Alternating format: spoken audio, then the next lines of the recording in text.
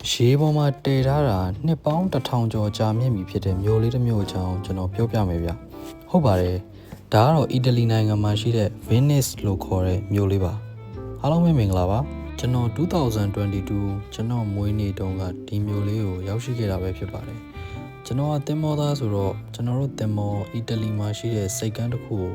ခဏကတ်တော့ကျွန်တော်ယထာဘူတာကနေတဆင့် Venice ကိုအလဲသွားခဲ့တာပဲဖြစ်ပါတယ်။စိတ်ကမ်းကတ်တာကတော့ Trieste ဆိုတဲ့မြို့မှာစိတ်ကမ်းကတ်တာပေါ့ဗျာယထာဘူတာကနေတဆင့်ကျွန်တော် Venice ကိုသွားမယ်ဆိုပြီးဆုံးဖြတ်လိုက်တာပေါ့အီတလီကသင်္ဘောကတ်ရတဲ့စိတ်ကမ်းတွေကလည်းတိတ်ပြီးတော့အာယုံမနှောက်ဘူးဗျရှော့ရှော့ရှက်ရှက်တွေလည်းမရှိတော့အားနေတယ်ပဲဆိုပါတော့ဗျာအဲ့ဒါနဲ့ကျွန်တော်လည်းအလဲလာဖြစ်သွားတာပါ2022တော့ကတော့အီတလီမှာရှိတဲ့ယထာတွေကတိတ်တော့အချိန်မမှန်ဘူးဗျအခုတော့မပြောတတ်ဘူးပေါ့ဗျာသူတို့ပညာရှင်တွေဆိုတာကတော့ Venice မြို့ကြီးကတစ်နှစ်ကို1 mm ကနေ2 mm လောက်ရေထဲကိုဖြည်းဖြည်းချင်းစင်းကိန်းဖြစ်နေတယ်လို့ဆိုတယ်ဗျတွေးကြည့်တော့လဲနှမျောစရာကြီးဗျတော်တော်လှတဲ့မြို့ဗျဘလောက်ပဲလှတယ်ပြောကျွန်တော်တို့ဖះဟောတရားအတိုင်းပဲအားလုံးကအနှိမ့်စသဘောပါပဲဗျအခုလိုလှပနေတဲ့တိုက်ကြားတွေကရေချောင်းလေးတွေလည်းနောက်နှစ်ပေါင်းထောင်ချီတောင်းချီရင်ဘာမှရှိမှာမဟုတ်တော့ဘူးပေါ့နော်ဒီလိုပါပဲဒါ Venice ကပေးသွားတဲ့သင်ခန်းစာပါ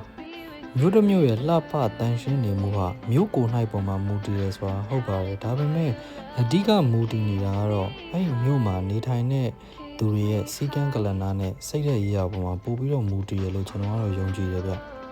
ဘလို့နေရာလေးမဆိုလူသားအရင်းမြစ်ကောင်းရင်မြို့လေးတစ်မြို့ကလှပလာနိုင်ပါတယ်အခုကြည့်ပါအောင်ဗျဗကြီးကားတစ်ချက်ဆွဲထားတဲ့အတိုင်းတော်တော်လှတဲ့မြို့လေးပါတနေရာနဲ့တနေရာလဲကုန်းချောင်းလုံးဝရှိမနေဘူးရေချောင်းကနေပဲသွားရတယ်ဗျသင်္ဘောပေါ်မှာစေရောလူရောပင်ပန်းခဲ့သမျှတော်တော်အပန်းပြေတဲ့ခီးစဉ်လေးဖြစ်ခဲ့ပါတယ်ကျွန်တော်မွေးနေ့ဖြစ်တာတကြောင်ပေါ့ဗျာအမှတ်တရဖြစ်သွားတာပေါ့အခုကတော့ Venice မြို့ကြီးကိုနှုတ်ဆက်ပြီးတော့ကျွန်တော်သင်္ဘောပေါ်ကိုပြန်တဲ့လမ်းကြောင်းကိုရောက်နေပြီပေါ့ဗျာသူတို့ပြောတဲ့ Venice မြို့ကြီးကရေထဲကိုဖြည်းဖြည်းချင်းစင်းကင်းဖြစ်နေတယ်ဆိုပေမဲ့တီရှိနေတော့မှတော့အကောင်းမွန်ဆုံးလှပပေးနေတာကိုကျွန်တော်တို့တွေ့ခဲ့ရပါတယ်ဟုတ်ကဲ့ပါကျေးဇူးတင်ပါတယ်နောက်ဗီဒီယိုမှာပြန်ဆုံတာပေါ့ဗျာ